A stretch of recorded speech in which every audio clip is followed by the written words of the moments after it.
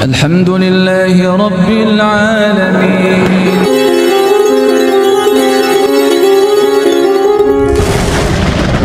Fa'ahya bihal ardo ba'da mautiha. Ardo, di bumi ini dihidupkan oleh Allah dari air hujan itu. Ya Allah, berilah kesuburan pada hewan saya ini, kambing, sapi saya, kerbau saya ini. Punya istri nggak hamil-hamil udah bertahun-tahun, hujan-hujanin Pak. Hujan-hujanin insya Allah.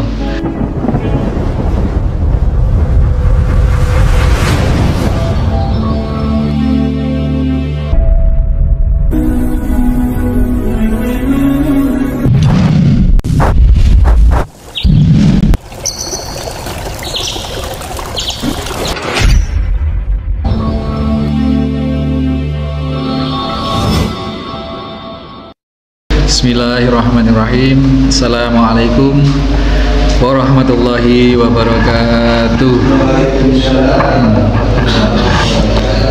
Innal hamdalillah nahmaduhu wa nasta'inuhu wa nastaghfiruh wa na'udzu billahi min sururi anfusina wa min sayyiati a'malina. May yahdihillahu fala mudhillalah wa may yudlil fala hadiyalah. Asyhadu an la ilaha illallah wahdahu la syarikalah. Asyhadu anna Muhammadan abduhu wa rasuluhu la nabiyya ba'dah. Allahumma salli wa sallim wa barik ala Muhammadin wa ala alihi wa sahbihi wa mawalah. Hadirin hadirat jamaah Masjid Al-Muslimun Corah Jeru Panji Situbondo rahimani wa rahimakumullah. Yang perlu kita ambil faedah adalah bahwasanya pelajaran sedemikian Rasul sallallahu alaihi wasallam menjelaskan pada kita di dalam kita berjihad dalam konteks ini adalah berperang. Ini kita benar-benar harus mempersiapkan diri, baik persiapan fisik maupun persiapan hati. Di sini tadi dikatakan janganlah berharap-harap bertemu dengan musuh, tetapi kalau bertemu dengan musuh bersabarlah. Untuk konteks sekarang Bapak Ibu sekalian di Situbondo di Indonesia ini sepertinya tidak ada kondisi perang, jihad fisabilillah semacam ini, sehingga hadis ini tetap bermanfaat bagi kita. Kita bisa maknai jihad itu dengan segala bentuk upaya kebaikan, itu adalah jihad. Yang paling gampang di sini misalkan takmir. Takmir ini dalam rangka memakmurkan masjid, memakmurkan musola, itu adalah bentuk jihad. Atau seorang suami berupaya mencukupi kebutuhan keluarga, ekonomi, itu juga jihad. Jadi jihad kita bisa maknai, tetapi pada intinya adalah seluruh jihad itu membutuhkan persiapan dan kesiapan zahir wal batin. Ini yang perlu kita garis bawahi. Adapun dalam konteks hadis itu adalah digambarkan dalam kondisi hendak berhadapan-hadapan dengan musuh secara fisik. Nah, lalu gimana Ustaz, kita kan tidak perang sekarang? Apakah hadis ini tidak relate? Tetap update, tetap ada koneksitasnya dengan kondisi kita. Ya, jadi ingin agar anaknya hafal Quran misalkan, jadi hafiz, ya sudah, jihad bismillah, dipondokkan di pondok tahfidz misalnya, dengan segala persiapan, kesiapan lahir maupun batin. Anaknya sendiri disiapkan, juga orang tuanya menyiapkan diri. Kadang-kadang yang terjadi itu Pak, anaknya senang, anaknya siap, tetapi orang tuanya justru yang nangis-nangisan itu. Jadi anak mondok itu yang sering nangis malah bukan anaknya, tetapi ibunya biasanya itu. Teman saya itu gitu. Wah, ini yang rewel malah ibunya ini gitu. Nah, itu jadi perlu kesiapan. Takmir misalkan, bentuk jihadnya adalah apa? Agar masjid ini ramai, agar masjid ini makmur. Maka bentuk kesiapan sarana prasarana lahir batinnya ya harus siap gitu. Bagaimana mengupayakan supaya jamaah itu senang datang. Bahkan di Jogokarian itu Pak, dilengkapi dengan masjid itu dilengkapi dengan wifi, dengan kopi, susu gratis, teh gratis.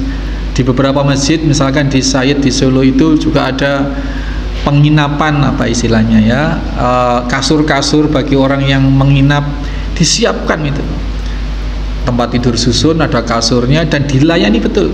Ini dalam rangka takmir berupaya memakmurkan semaksimal mungkin. Di beberapa tempat malah berbeda Pak kondisinya. Di kampung saya di mana-mana itu kadang-kadang, bukan di sini ya, kadang-kadang yang sudah sesama jamaah ini dibikin tidak kerasan gitu, yang di lokne apanya lah ya. Ini kan kontra apa, kontra bertolak belakang dengan tujuan memakmurkan masjid, memakmurkan musola itu. Yang sudah ada kita rangkul, justru yang belum ada ini ayo rame-rame kita memfasilitasi orang supaya senang, supaya datang. Karena kalau kita memfasilitasi orang untuk datang sholat ke masjid dari lantaran promosi kita, promosi bahasanya promosi, ke masjid sana loh enak ada kopinya misalnya ini kayak Pak. Terus kemudian datang orang satu sholat Pak, terlepas niatnya orang itu sholatnya itu, terlepas mau minum kopi, terlepas apa, yang pasti sudah sholat, dan yang ngajak, yang promosi ini dapat pahala besar gitu, tanpa mengurangi pahalanya orang yang sholat gitu. Jadi ini peluang besar untuk jihad takmir, jihad fisabilillah, jihad memakmurkan masjid dengan segala upaya gitu. Dibikin kajian tiap malam Jumat ya, mengadakan makanan, minuman, kan itu juga bentuk upaya.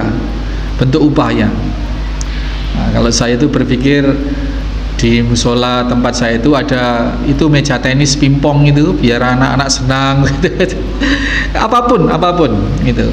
Terutama ibu-ibu luwes biasanya ngajak temennya, nyenangkan orang yang datang, biasanya ibu-ibu luwes itu bikin makanan, bikin macam-macam itu bentuk jihad tuh. Ya itu perlu diteruskan, dilanjut, rangkul sebanyak-banyaknya teman-teman baik yang sudah ada maupun yang belum lebur ke masjid itu, dirangkul. Insya Allah itu jadi pahala besar. Ini jihad itu membutuhkan kesiapan lahir batin, amwal wal anfus. Jadi jiwa dan raga juga harta, termasuk biaya-biaya itu harta. Bayari yang marbot misalkan, kalau tidak disapu sendiri, khusus mempekerjakan kebersihan, tukang kebun, tukang taman misalkan, khusus untuk kemasjidan. Bayar waker misalkan, security kalau yang sudah maju-maju seperti itu. Ini guys, jadi pertama digambarkan oleh Nabi SAW bahwa jihad itu perlu kesiapan lahir batin, harta dan juga jiwa itu. Yang kedua, sunnahnya atau dianjurkannya berdoa di saat-saat makbul diterimanya doa, kemakbulan diterimanya doa. Di sini Rasul Sallallahu Alaihi Wasallam berdoa di saat berada di medan perang, menghadapi medan perang. Ini salah satu doa yang dikabulkan oleh Allah adalah berdoa ketika berperang, jihad fisabilillah. Ada lagi beberapa bainal adzan wal iqamah, itu antara adzan dan iqamah, adzan apapun, waktunya apapun, antara adzan dan iqamah itu makbul berdoa. Dan doa yang paling paripurna doa itu adalah sholat sebenarnya. Tapi sholatnya ya sholat yang betul-betul sholat gitu, tidak hanya baca tetapi paham apa yang diucap. Makanya setiap habis adzan, meskipun tidak ada qobliyah maghrib, itu tadi adzan, tadi sholat itu bukan qobliyah maghrib, tetapi sholat bainal adzan wal iqamah. Itu di semua waktu, di 5 waktu itu, baik subuh, baik maghrib, baik isya. Sebelum isya itu tidak ada qobliyah isya, tapi kalau mau sholat bainal adzan wal iqamah itu ada kesunahannya itu ya. Jadi perlu dipahami, Ustaz di sana itu kan nggak ada. Saya pernah ditanya, saya itu bingung, di sana itu kan nggak ada qobliyah maghrib, tapi kok habis adzan itu kok pada sholat sunnah 2 rakaat qobliyah maghrib itu gimana sih? Sebenarnya kita jelaskan Pak, akhirnya kita jelaskan, akhirnya paham. Itulah ya, kalau nggak paham kan akhirnya pertanyaan-pertanyaan itu kan bisa jadi fitnah itu. Oh itu berarti masjid aliran apa gitu. Itu ya Bapak Ibu sekalian, jadi kita perlu luas wawasan kita sehingga kita melihat menanggapi sesuatu itu dengan luas juga, santai jadinya, tidak tegang. Jadi sunnah berdoa di saat-saat dikabulkannya doa. Ketika turun hujan itu Bu, itu doanya makbul sekali. Doa kalau khusus untuk hujannya sendiri, Allahumma shayyiban nafi'a. Ya Allah, berilah kemanfaatan keberkahan dari hujan ini. Tapi juga berdoa yang lain-lain boleh. Ya Allah, mudah-mudahan padi saya subur, keluar banyak, nanti panennya banyak. Ya Allah, mudah-mudahan ternak saya dengan minum air hujan ini. Ibu-ibu yang lama tidak punya anak, kalau ada hujan, berdoa itu dan hujan-hujanan Bu. Hujan-hujanan, jangan nampung air hujan terus buat mandi, jangan.